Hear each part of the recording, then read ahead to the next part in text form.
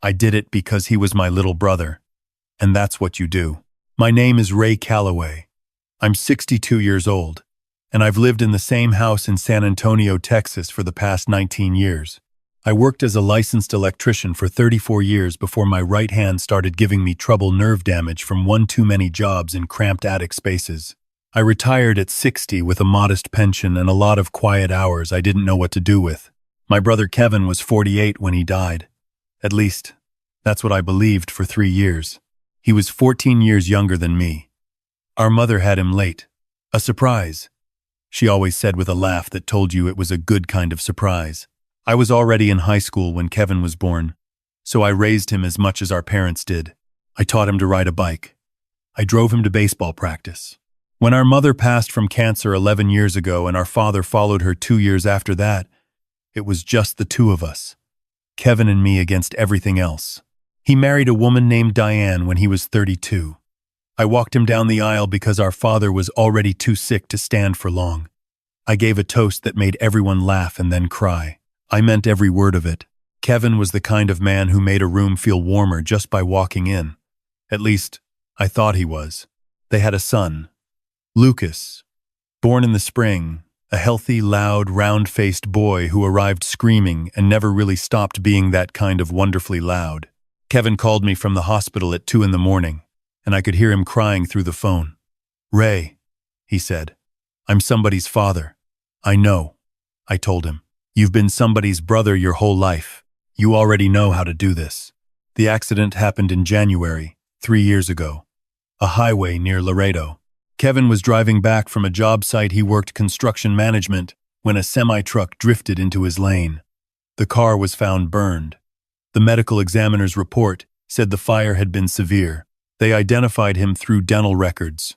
I stood at his grave on a cold Tuesday morning and made the same promise I imagine most men make when they bury someone they love. I'll take care of them. I'll make sure they're okay. Diane was 38, left with a 7-year-old son, and a mortgage she couldn't cover on her part-time bookkeeping income alone. Kevin hadn't carried enough life insurance. What little there was paid off the car loan and a few months of bills, and then it was gone. So I stepped in. $2,000 a month. That was what I calculated she needed to cover the gap between her income and her expenses. I'd done the math carefully, the way I'd always done things. I pulled it from my pension savings, from the small investments I'd built up over the years. I told myself it was temporary. I told myself Diane would get back on her feet, find better work, maybe meet someone. I told myself Lucas needed stability more than I needed a comfortable retirement. I drove to her house on the 1st of every month. Diane lived in a beige 2-story in a neighborhood called Stone Ridge, about 25 minutes from my place. I'd ring the doorbell, she'd answer. We'd stand in the doorway for a few minutes while I handed her the envelope. She never invited me in after the first few months. I told myself she was grieving. I told myself it was hard for her to see me because I reminded her of Kevin. I told myself a lot of things. Lucas was the reason I kept going. When I'd catch a glimpse of him through the doorway, watching cartoons on the couch, eating cereal at the kitchen counter, I felt Kevin everywhere. He had his father's forehead, his father's way of squinting when he was concentrating. I asked about him every time I came. Diane would say he was fine, doing okay in school, keeping busy. She kept the conversations short. 36 months, $72,000. My savings account looked thin in ways that used to give me insomnia until I'd remind myself what it was for. Then my neighbor Margaret changed everything. Margaret Okafor is 71 years old. She moved in 3 houses down from me about 8 years ago after her husband passed. Retired school librarian, sharp as anyone I've ever met. The kind of woman who remembers everything she's ever read and applies it without ceremony to whatever problem is in front of her. We'd fallen into an easy friendship over the years. Coffee on her back porch some mornings. She'd flag me down if she needed something lifted. I'd ask her opinion on things because she gave it straight and without any interest in flattering you. She knocked on my door on a Thursday evening in October. She had a look on her face I hadn't seen before. Not the comfortable directness she usually wore. Something more careful. "Come in," I said. She sat at my kitchen table and set her hands flat on the surface like she was steadying herself. "Ray," she said. I need to tell you something. And I need you to hear all of it before you say anything. I sat down. Margaret had a niece in Laredo. She'd been visiting her for a long weekend in September, just a few weeks earlier. On the second day, they went to a hardware store near the edge of town. In the parking lot, Margaret saw a man loading bags of cement into a pickup truck. She knew the walk. She'd seen it dozens of times over the years when Kevin used to come visit me and she'd wave from her yard. He had a particular way of moving, a leftward lean that came from an old back injury. She'd asked me about it once, and I'd told her Kevin had thrown his back out badly about 6 years ago, L4, L5, never fully corrected. He compensated without thinking about it. It was subtle. You'd never catch it if you didn't know what you were looking for. She thought she was wrong. She told herself she was wrong, but she'd written down the license plate of the truck before she talked herself out of it. When she got home, she sat with it for 2 weeks. She didn't sleep well. She drove by Diane's house a few times, which I didn't know at the time. She was watching. Then she came to me. Do you still have that plate? I asked. She slid a folded piece of paper across the table. I asked her one more question. Was he alone? No, she said. There was a woman with him. That night I couldn't eat. I sat in my living room with the television on and didn't hear a single word of it. I thought about all the ways Margaret could be mistaken. The lighting, the distance, the mind's tendency to find familiar patterns in strangers. I built myself an entire case for why this was nothing. Then I thought about the doorway. Diane, never inviting me in. The short conversations. The eyes that said thank you but looked somewhere past me when she said it. I called a man named Carl Betts the next morning. He'd been recommended to me years ago by a colleague at the Union Hall. Carl had done some work for a friend of mine during a messy divorce. Thorough and discreet. Retired sheriff's deputy. Private investigator for 12 years. When I told him what I had, he was quiet for a moment, then said, "Give me the plate in 2 weeks." He took 11 days. The truck was registered to a man named Brandon Morse. Lived in a rented house in Laredo with a woman named Crystal Huang, who worked as a dental hygienist. Carl sent me photographs. The man in them had a beard, shorter hair, a few extra pounds. But I'd known that face since it was 3 days old, and my mother put it in my arms and said, "This is your brother, Ray. Take care of him." It was Kevin. Carl's file told me the rest of it in the flat, numbered language that investigators use to keep their own emotions out of things. Kevin had owed $60,000 to 2 separate loan sharks, money borrowed over 2 years to cover losses from sports betting that had spiraled far past anything he could explain to Diane or anyone else. The kind of debt that doesn't send you polite collection letters. He'd met Crystal a year before the accident at a bar near his job site. By the time he staged his death, they'd been together for 7 months. The accident had been planned. Kevin had found a car of the same make and model listed as a parts vehicle at a salvage yard outside of Del Rio, purchased it through a third party for cash, and arranged for it to be driven to the highway and set on fire. The dental records had been swapped through a contact Kevin had made. Carl didn't have all the details on that part yet, but he had enough. The man whose records were used had died 18 months earlier in a nursing home with no surviving relatives. Carl had also done something I hadn't asked him to do, but for which I will be grateful the rest of my life. He'd found where Lucas was. Lucas wasn't living with Diane. He was in Houston, staying with Diane's older sister and her husband. Had been for almost 2 years. Diane had told people he needed to be near family after losing his father, that the new school environment was good for him, that it was what he wanted. What she hadn't said was that she'd simply stopped wanting to be a mother. That a 7-year-old asking about his dead father every night was inconvenient to the life she was building for herself. Carl had spoken briefly with the sister, a woman named Patricia, who'd said only that Lucas was doing all right but asked about his uncle sometimes. I sat with that file for a long time. I read it 3 times. I listened to 2 short audio clips Carl had managed to record. He would only say they came from a conversation that took place outside a restaurant in Laredo. In one of them, I heard Kevin's voice for the first time in 3 years. He was telling Crystal about the monthly money. "My brother doesn't ask questions," he said. "He's a good man. Old school, you know? He thinks it's his responsibility. His voice was light, easy, the way you talk about something that doesn't cost you anything. I played that clip a second time and felt the part of me that had been grieving for 3 years go very, very quiet. Carl also told me that Kevin, Diane, and Crystal had been in communication about a timeline. Based on text messages Carl had obtained, he didn't elaborate on how they were planning to leave the country together in approximately 6 weeks. Not Mexico, Costa Rica. Kevin had been building a cash reserve split between himself and Diane. Together they had approximately $80,000 set aside. Once they left, there would be no extradition for the fraud charges they'd have been facing. They knew that. They'd looked it up. I went to the San Antonio Police Department the next morning. I asked to speak with someone in the Financial Crimes Unit and was directed to a detective named Specialist Lorena Ibarra. She was 40-something, precise, and when I laid Carl's file on her desk, she went through it methodically, without expression. When she finished, she looked up at me and said, "This is solid. Let me make some calls." The jurisdictional picture was complicated. The fake death had occurred near Laredo, which put Webb County Sheriff's Department in the picture. The fraud insurance, identity pulled in federal agents. Detective Ibarra was patient with me through all of it.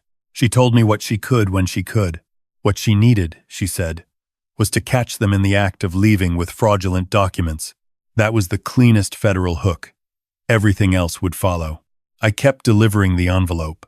On the 1st of November, I drove to Stone Ridge and rang Diane's doorbell and handed her $2,000 in cash. She smiled and called me the most dependable man she'd ever known. I told her I was happy to help. I walked back to my truck and sat in it for several minutes with both hands on the steering wheel. The following Thursday, I took the last $2,000 from that savings account.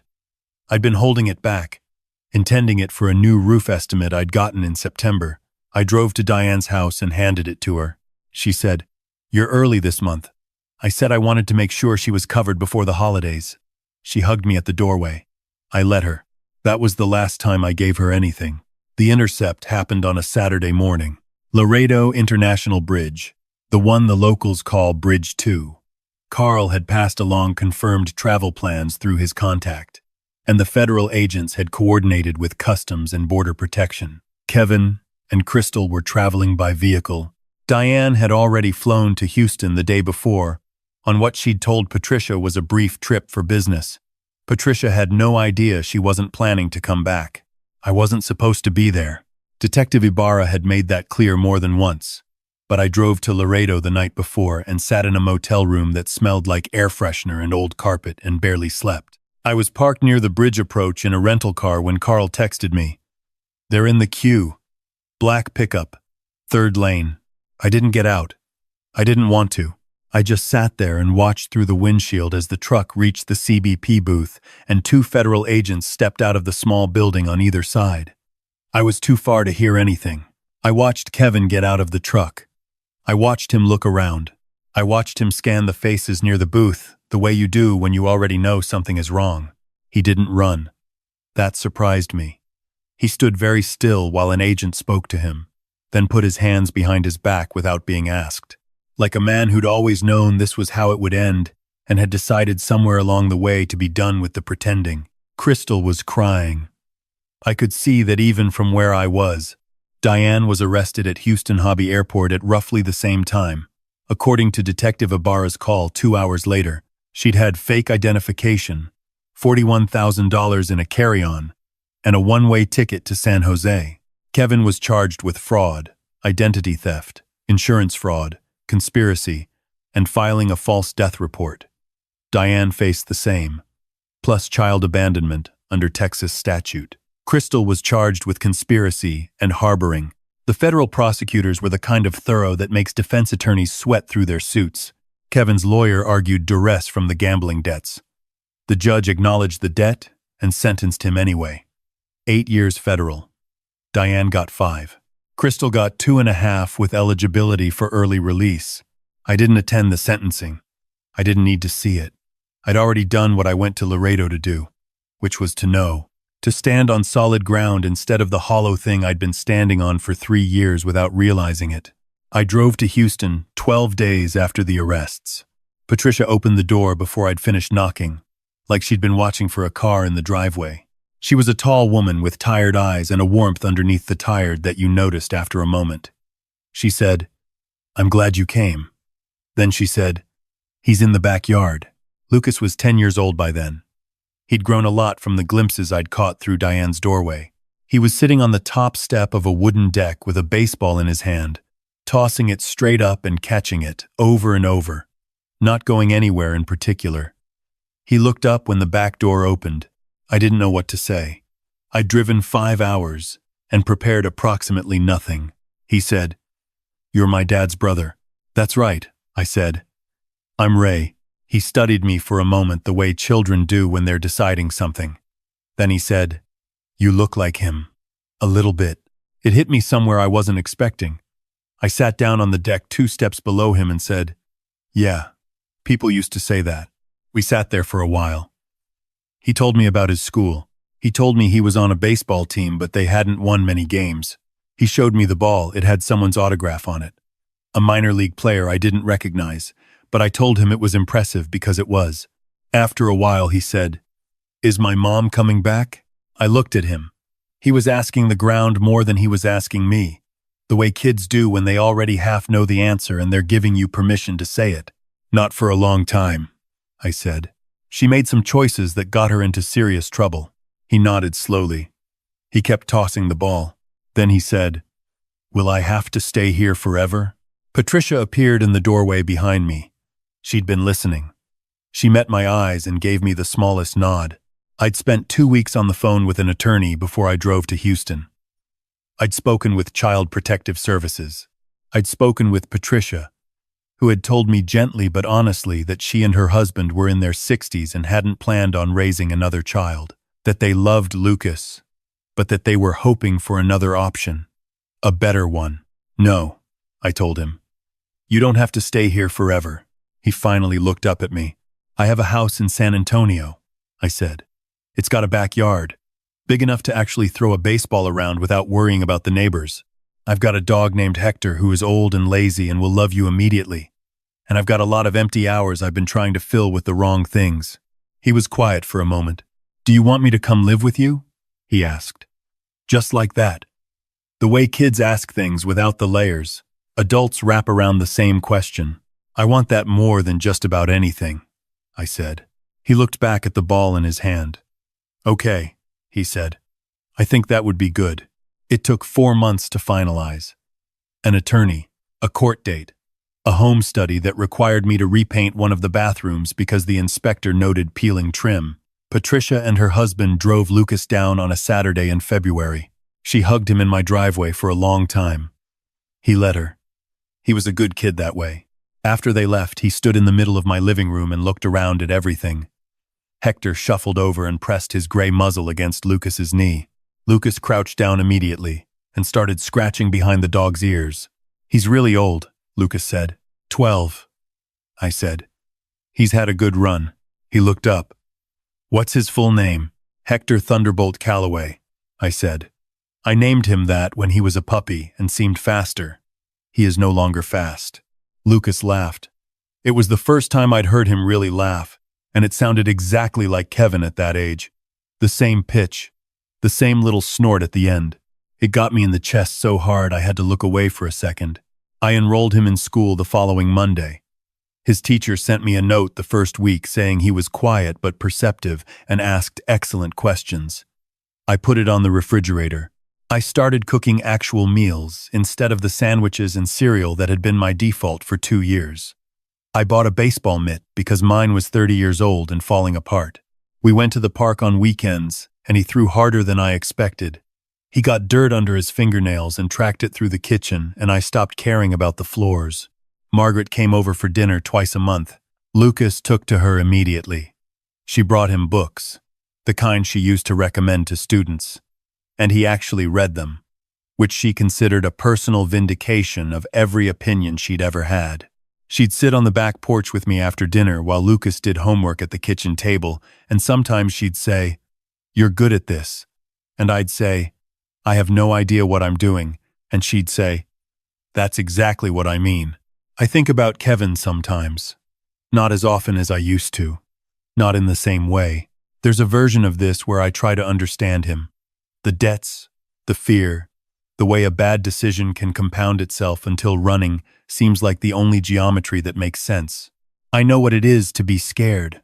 I know what it is to make choices under pressure that you wouldn't make otherwise. I've tried to find the version of my brother in all of that. But then I think about Lucas asking if his mother was coming back. I think about 3 years in Houston, shuffled off to an aunt and uncle because he was inconvenient to the life his parents were building. I think about Kevin on a phone telling Crystal that the old man doesn't ask questions, that voice loose and easy, and I can't find the road back to understanding from there. He's in federal prison in Beaumont.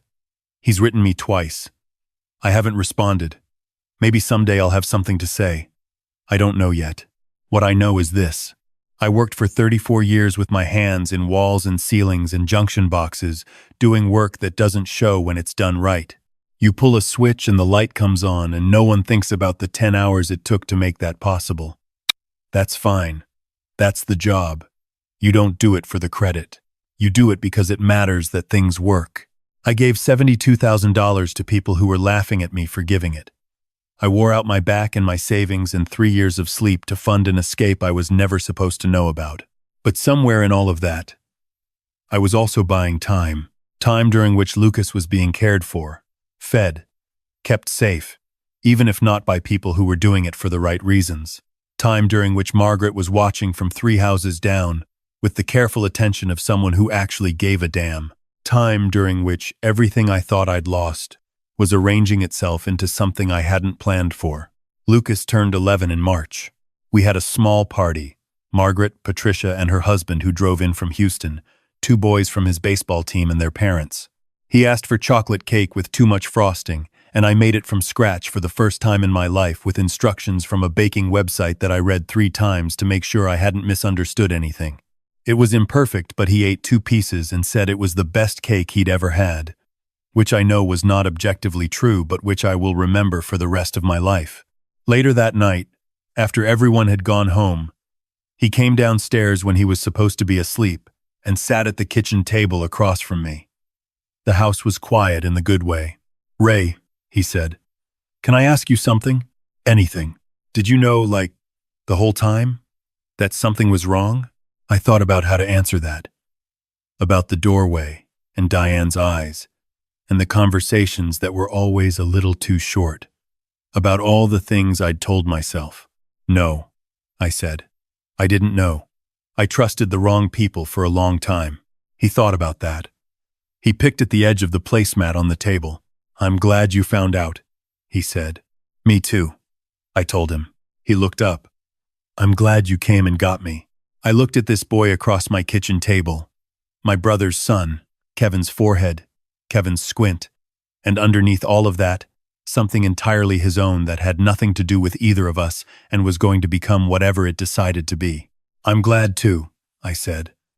"More than you know." He went back upstairs. Hector shuffled after him without being asked.